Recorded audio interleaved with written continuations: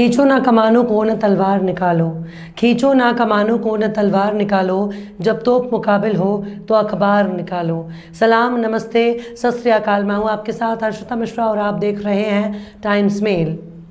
इस वक्त हमारे देश में पत्रकारिता का जनाजा उठाने वाले पत्रकारों की तादाद दिनों दिन बढ़ती जा रही है। सत्ता से सवाल पूछने के बजाय जब पत्रकार से नेताओं के कदम चूमने लगे, तब सवाल उठता है कि सवाल पूछने वाली बिरादरी ने खुद को क्या से क्या बना दिया। लेकिन जब से बॉलीवुड की एक अभिनेत्री ने फिल्म मिर्ज़ापुर वाले गुड्डू भैया को अपना दिल दिया है, तब से ही कुछ लोगों की आंखों में खटकने लगी हैं, क्योंकि बॉलीवुड की अभिनेत्री ऋचा चड्ढा इस वक्त देशद्रोही हो गई हैं। एक तो पहले ही ऋचा चड्ढा ने नजरें चार करके भक्तों के निशाने पर आई हैं और अब अपने एक ट्वीट की वजह से विवादों में गिर गई हैं।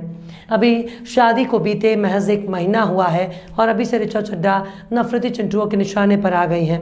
पहले तो सुन लीजिए कि ऋचा चड्ढा से भक्तों को इतनी चिढ़ क्यों है और क्यों ऋचा की शादी से भक्त इतना चिढ़े हुए हैं। दरअसल ऋचा चड्ढा को अली फजल से इश्क हो गया। ये अली फजल वही है जिनको गुड्डू भैया के नाम से जाना जाता है, जिनकी अदाकारी ने लोगों का दिल लूट लिया था। लेकिन ऋचा का दिल अली फजल पर बहुत पहले से ही आशिक हो चुका था। लंबे समय तक डेट करने के बाद अली फजल से ऋचा चड्ढा ने बीते महीने ही निकाह कर लिया था। सबसे गौर करने वाली बात यह है कि ऋचा चड्ढा ने मुस्लिम रीति रिवाज से निकाह किया है। जब कोई लड़की निकाह करती है तो निकाह के लिए कुछ शर्तें भी होती हैं। सबसे पहला शर्त ये कि निकाह एक ही धर्म के मामलों वालों के बीच होगा, यानी ऋचा ने अली फजल का धर्म स्वीकार कर लिया था, तभी उनका निकाह हुआ है। लेकिन ये अली फजल और ऋचा का निजी मामला है कि वो लोग निकाह करते हैं या फिर फेरे लेते हैं। ये ऋचा चड्ढा की अपनी पसंद है कि वो पत्नी बनना चाहती हैं या बेगम।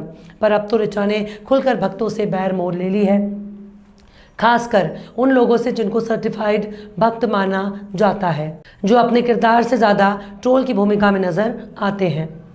मामला दरअसल ये है कि ऋचा चड्ढा ने भारतीय सेना को लेकर एक ट्वीट कर दिया है, जिसके बाद उनके खिलाफ सोशल मीडिया पर जमकर बहस होने लगी। इसी मंगलवार को उत्तरी सेना के commander lieutenant general Upendra Dwivedi ने कहा था कि भारतीय सेना पीओके को वापस लेने के लिए तैयार है और उसे सिर्फ सरकार के आदेश का इंतजार है। इसी बयान को कोट करते हुए अभिनेत्री ने ट्विटर पर लिखा, गलवान हाय कह रहा है। सोशल मीडिया की दुनिया में काफ़ी मुखर रहने वाली ऋचा चड्ढा को अंदाज़ा तक नहीं था कि उनके ट्वीट से कितना बड़ा बवाल खड़ा हो जाएगा। सोशल मीडिया पर उनके ट्वीट को शर्मनाक और देशद्रोह बताने वालों का तांता लग गया। लेकिन गलवान का जिक्र करना क्या सेना का मजाक करना है? क्या भारत की ज़मीन को भारत में लाने की बात करना भी देशद्रोह है? लेकिन बीजेपी ने इसे सेना का मजाक उड़ाना करार दिया। लेकिन सवाल है कि जब देश के प्रधानमंत्री ने गलवान में हमारे सैनिकों की शहादत का खुले तौर पर ये कहते हुए मजाक उड़ा दिया कि कोई ना आया था, ना कोई गया और ना कोई घुसा।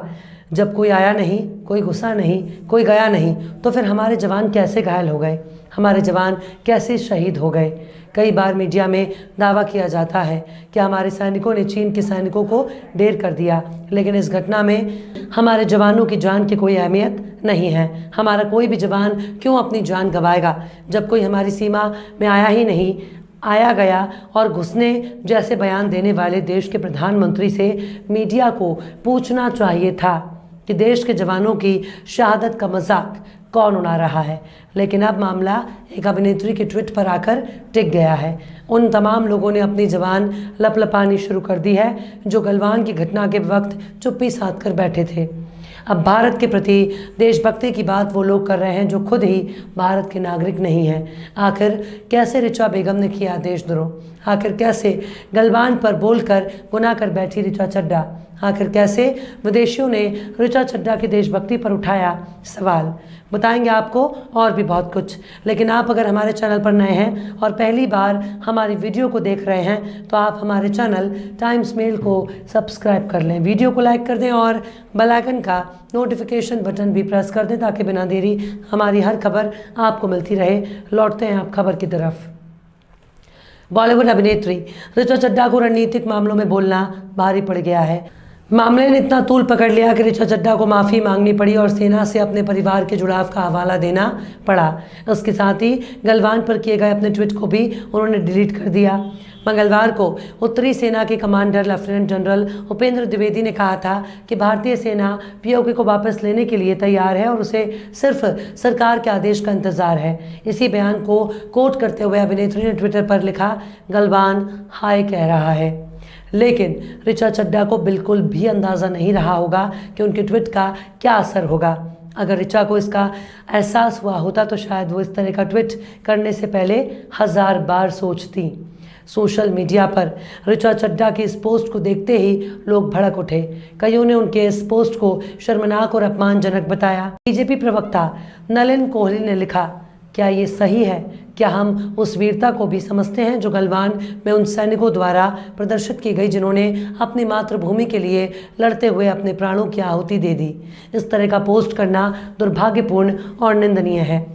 एक अन्य भाजपा नेता मनजिंदर सिंह सिरसा ने ट्विटर पर लिखा, अपमानजनक ट्वीट, इसे जल्द से जल्द वापस लिया जाना चाहिए। हमारे सशस्त्र बलों का अपमान करना उचित नहीं है, लेकिन इस तरह के ट्वीट पर आम लोगों का या फिर सियासी लोगों का बयान आना कोई नई बात नहीं है। लेकिन ऋचा ट्वीट पर उन लोगों ने सवाल उठाना शुरू कर दिया जिनकी जिम्मेदारी है कि देश से जुड़े हर सवाल को सरकार से पूछें। लेकिन जब सवाल पूछने की नौबत आती है तो ऐसे ही लोग पूछते हैं कि आप थकते क्यों नहीं, कोई टॉनिक लेते हैं क्या? ऐसे ही लोग पूछते हैं कि आप आम चूस कर खाते हैं या काट कर। लेकिन जिससे सवाल पूछना चाहिए वहाँ तो थकान और आम पर सवाल पूछकर मामला निपट जाता है। लेकिन जब दूसरों से सवाल पूछने की नौबत आती है तो देशभक्ति और राजद्रोह की याद दिलाई जाती है। टीवी एंकर रूबिका लियाकत ने भी फिल्म अभिनेत्री पर भड़कते हुए एक ट्वीट किया। एंकर रूबिका लियाकत ने ऋचा चड्ढा की माफ़ी के बाद अपने सोशल मीडिया हैंडल पर लिखा, सुना है गलवान सेज हाय कहने वाली ने देश में अपने खिलाफ हाय हाय का माहौल देख अपने ही ट्वीट को बाय कह दिया है। हिंद की सेना से मजाक भारी पड़ेगा ही पड़ेगा। वहीं फिल्म अभिनेता अक्षय कुमार ने भी ऋचा चड्ढा पर निशाना साधते हुए कमेंट किया, जिस पर कांग्रेस नेत्री सुप्रिया श्रीनेत ने पलटवार कर कहा कि एक विदेशी से राष्ट्रवाद पर भाषण क्यों सुने। कांग्रेस नेत्री ने के इस ट्वीट पर लोग उन्हें ट्रोल करते हुए कई तरह के सवाल कर रहे हैं। अक्षय कुमार ने ऋचा चड्ढा द्वारा किए गए ट्वीट पर निशाना साधते हुए लिखा कि ये देखकर दुख होता है, हमें कभी भी अपने आर्म्स फोर्सेस के प्रति इतना एहसान फरामोश नहीं होना चाहिए, वो है तो आज हम हैं। अक्षय कुमार के ट्वीट पर लोग कई तरह के कमेंट कर रहे हैं। कांग्रेस नेत्री सुप्रिया श्रीनेत ने अक्षय के ट्वीट पर पलटवार कर कहा कि आप आम खाते हैं, कैसे खाते हैं? काट कर खाते हैं या गुठली के साथ? वो वॉश बेसिन पर खड़े होकर आम खाने का मज़ा ही कुछ और है। आप ऐसे सवालों तक ही सीमित रहिए। एक विदेशी से भला हम अपनी सेना के शौर्य और पराक्रम और राष्ट्रवाद पर भाषण क्यों सुने?